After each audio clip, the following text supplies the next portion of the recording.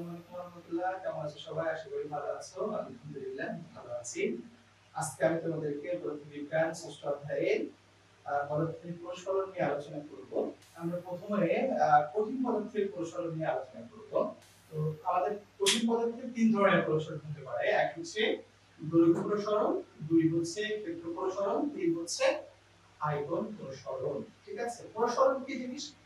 প্রসারণ হচ্ছে যেহেতু প্রসারণ হচ্ছে আমাদের কোনো পদার্থের যদি আমরা তাপ প্রয়োগ করি তাহলে সেই পদার্থটা কিন্তু প্রসারিত হয়। আমরা কেমিস্ট্রি থেকে আমরা জানি যে কোনো একটা পদার্থ কঠিন পদার্থে যদি তাপ দেওয়া হয় তার অণুগুলা পরমাণুগুলা কি হয়ে যায় আন্তঃকণ আকর্ষণ বল থেকে কিন্তু মুক্ত হওয়ার চেষ্টা করে সে প্রসারিত হয়। এটা আমরা যে গতিতত্ত্ব কলার গতিতত্ত্ব সেটা আমরা জানি। তো সেখান থেকে আমরা এটা বুঝতেছি যে আমাদের কোন একটা পদ্ধতি তাপ প্রয়োগ করি আমরা তাহলে সেটা দৈর্ঘ্য বরাবর একটা প্রসারণ হয়। তারপর যদি সেটা ক্ষেত্রফল রিলেটেড হয় তাহলে তার ক্ষেত্রফলে প্রসারণ ঘটে এবং আয়তনে প্রসারণ ঘটে। ঠিক আছে? আয়তন বরাবর সব দিকে তার প্রসারণ ঘটে। তো এই প্রসারণগুলো নিয়ে আমরা আলোচনা করব।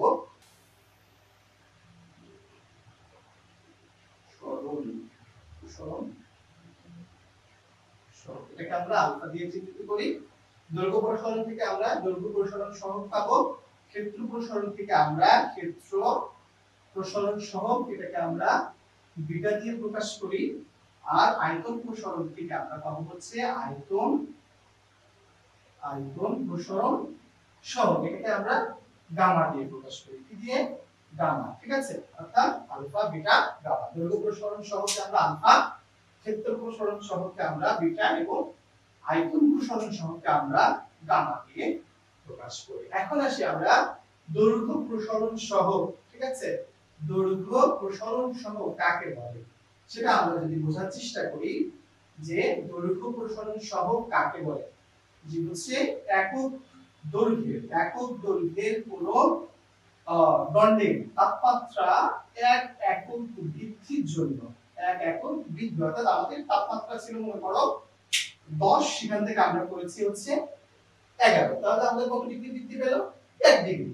ঠিক আছে? এখানে শুধু 1 ডিগ্রিতে বাড়বে এরকম না, আমরা সংজ্ঞাটা বোঝার জন্য আমরা বলছি যে নির্দিষ্ট পরিমাণ তাপমাত্রা বৃদ্ধির জন্য তার যে দৈর্ঘ্য বৃদ্ধি পায় সেটাকে আমরা বলি হচ্ছে দৈর্ঘ্য প্রসারণ সহগ।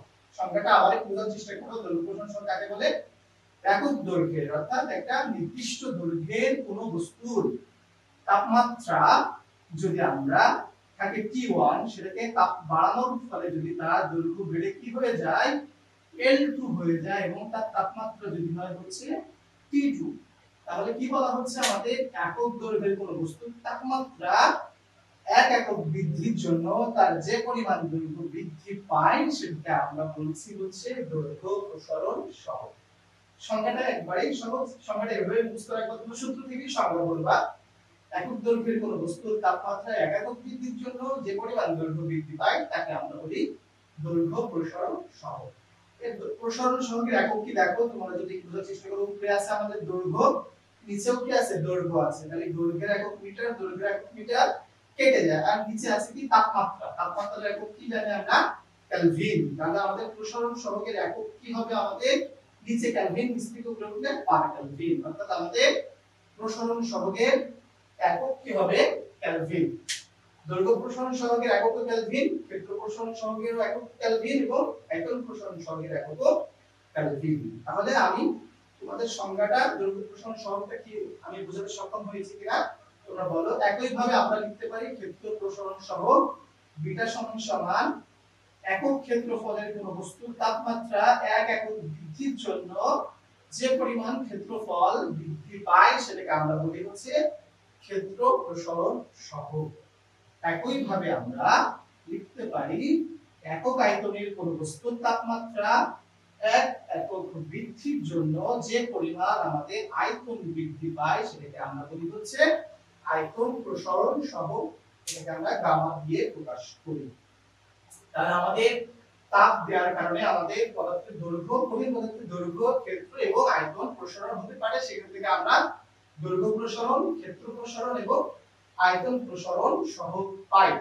সেই সংজ্ঞাগুলো কি আমি বললাম একটা একটা করে। দৈর্ঘ্য প্রসারণ সহগ হচ্ছে আমাদের একক দৈর্ঘ্যের কোনো বস্তুর তাপমাত্রা বৃদ্ধির জন্য যে পরিমাণ দৈর্ঘ্য বৃদ্ধি পায় সেটাকে আমরা বলি দৈর্ঘ্য প্রসারণ সহগ। ক্ষেত্র প্রসারণ সহগের সংজ্ঞা কি হচ্ছে? একক ক্ষেত্রফলের কোন বস্তুর তাপমাত্রা, একক ক্ষেত্রফলের কোন বস্তুর তাপমাত্রা একক বৃদ্ধিতে যে পরিমাণ ক্ষেত্রফল বৃদ্ধি পায় তাকে বলা হয় হচ্ছে ক্ষেত্র প্রসারণ সহগ।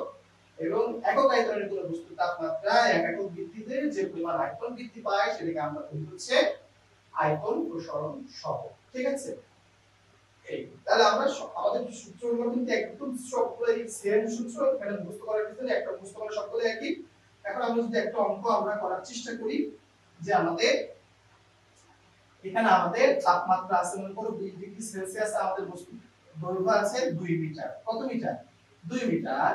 আর তাপমাত্রা আমরা বৃদ্ধি করে 3 ডিগ্রি সেলসিয়াস করাই বা 90 ডিগ্রি সেলসিয়াস করায় আমাদের দৈর্ঘ্য হচ্ছে 2.0025 মিটার। তাহলে আমাদের দৈর্ঘ্য প্রসারণ সহগ কত হবে? ঠিক আছে, জাস্ট আমি একটা উদ্দীপক দিলাম এই না লিখে যে 20 ডিগ্রি সেলসিয়াস তাপমাত্রায় কোন বস্তুর দৈর্ঘ্য হচ্ছে 2 মিটার, তাপমাত্রা 90 ডিগ্রিতে বৃদ্ধি করলে বা উপনীত করলে তার দৈর্ঘ্য হয় হচ্ছে 2.0025। তাহলে তার দৈর্ঘ্য প্রসারণ সহগ কত? তাহলে আমরা কিন্তু একবারে সহজে আমরা ডাটাগুলো লিখে ফেলতে পারি। আমাদের L1 এর মান কত হচ্ছে? L1 এর মান হচ্ছে 2 মিটার। L2 এর মান কত দেওয়া আছে? L2 এর মান দেওয়া আছে 2.0025। আর T1 এর মান কত দেওয়া আছে? T1 এর মান দেওয়া আছে 20 ডিগ্রি সেলসিয়াস। এটাকে অবশ্যই আমাদেরকে কিসে দিতে হবে? ক্যালকুলেটরে একটু আগে দেখিয়েছি, তোমাদেরকে আগের ক্লাসে দেখিয়েছিলাম যে আমরা যদি সেলসিয়াস থেকে 273 যোগ করি তাহলে আমরা কি পাই? কেলভিন পাই, তাহলে 293 কেলভিন। T2 মানে পাচ্ছি আমরা কত? 90 degree Celsius. 90 plus 200, 90 degree Celsius এটাকে আমরা যদি কেলভিনে নিই তাহলে 90 প্লাস 273, তাহলে আমাদের কত হবে? 30। তাহলে হচ্ছে 363 কেলভিন।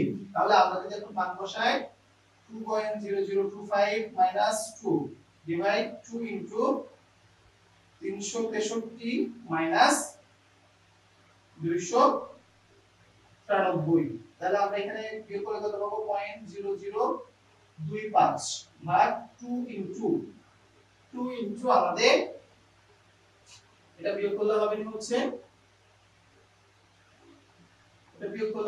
আমাদের 70। তাহলে টোটাল মিলে এখন ক্যালকুলেশন দিলে কত হয় তোমরা একটু আমাকে জানাও।